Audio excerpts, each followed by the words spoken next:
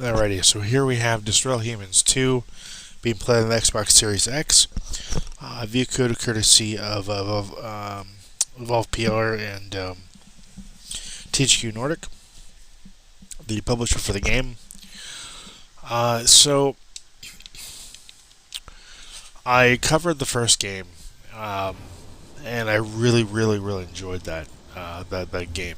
This game is also really enjoyable. So instead of taking the traditional mission-based gameplay of the first game, they went ahead and went a GTA direction, making this completely open world.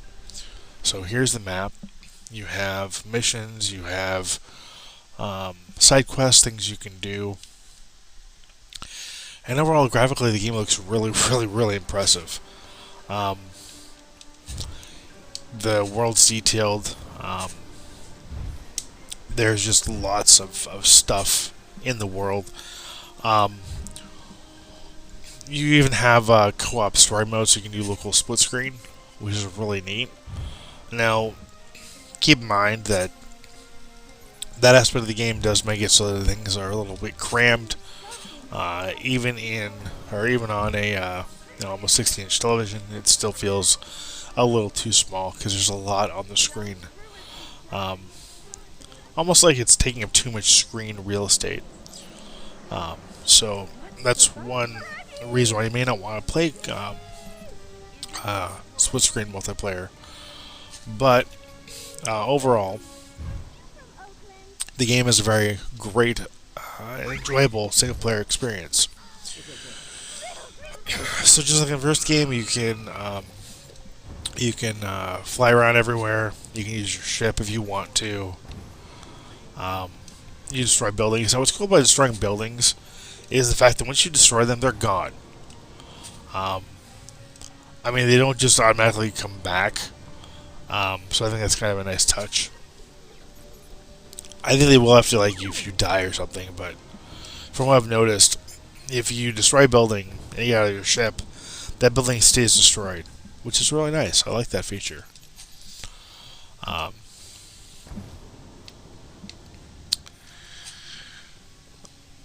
The only downside that I don't like, the only downside of this game thus far, it's really fun taking control of various different people, you guys seeing their personalities. But one thing I don't like about the game is the fact that it's an Xbox Series X exclusive game, meaning you can't play it on the original Xbox One. Which is kind of a downer, honestly. I really enjoyed the first game quite a bit, and I was looking forward to playing this game with my wife, with me on the Xbox, and then her on the Series X, like we did with the first game. But then I found out that that's just not possible. Now, without cool, local co-op, that'd be cool. No, not really. It's just not as enjoyable as playing individually, but together. Now, what's cool about this game is you can, in addition to being able to make people forget, you can use the psychedelic power to make everybody like dance spontaneously, which I think is just hilarious. The fact that the cars are bounced around. This game has a lot of personality, a lot of charm. And overall, it's a lot of fun just to kind of bounce around and throw things and make people dance, and it's just overall definitely a fun game. It just feels like, I get what they're going with, the whole GTA feel to it. Which again, it's fine. It's not to make this as a Series X exclusive game / PS5, and I believe also on Steam, because their justification for it is the fact that it's a big it's a big open world. Not not really as big as they could be. I mean, if I hit the pause button, nope, if I go back, this is the size of the map. The map isn't very large. I mean, GTA 5 is larger than this, and that was in the original Xbox. I don't see a reason for this to be a current-gen exclusive game. And I'm using Series X, PS5 as current-gen, because it really is at this point. I don't agree with that at all. I think that it could definitely have been on both generations, given how not so large the map is, despite the fact. Oh, I need to get out of here. Despite the fact that they claim it's too large to be putting on last gen consoles. Again, I don't agree with that at all. I mean, the textures, maybe I can see that, because textures are pretty sharp, pretty clear, and the gameplay is really, really smooth. But at the same time, they could have just released it on last gen and then did a Series X PS5 optimization. Now, if I go back to my ship, let me go back to my ship here. Let me go to my ship. I'll show you guys something. That's kind of cool. There we go. All right. So we come in here. You have the option to get to the end of the ship. You have the option to go to Poxmart. Poxmart allows you to upgrade your weapons. So you can upgrade your various weapons and abilities for points, and then you can get the Gene Blender.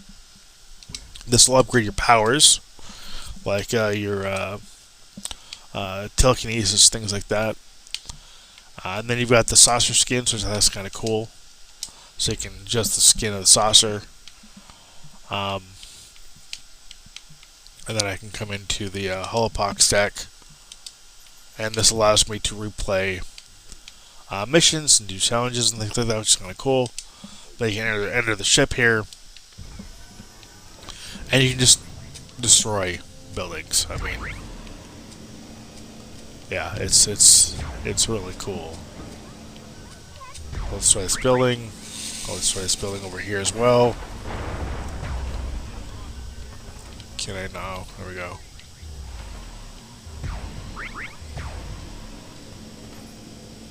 And of course, if I had my ship ability upgraded, this wouldn't take so long to destroy the building. But nonetheless, you destroy the building, and it's still destroyed, guys.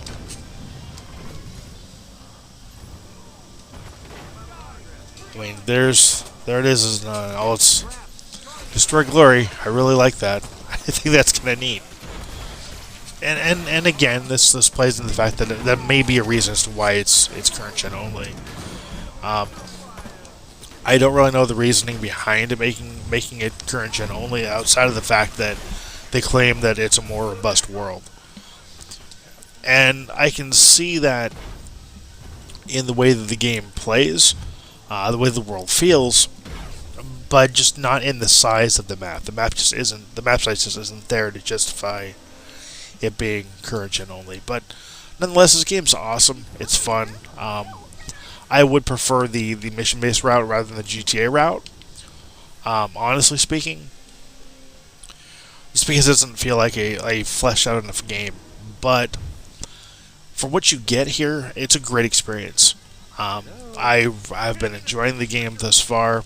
I know my wife's been enjoying the game so far. The game is it's definitely a lot of fun. I mean, yes, it has some issues.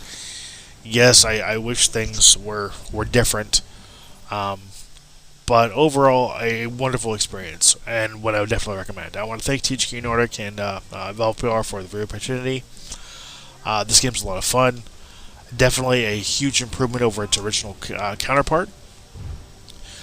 And that'll do it here. I want to thank you for watching. I want to thank you for subscribing. And as always, until next time, take care and happy gaming.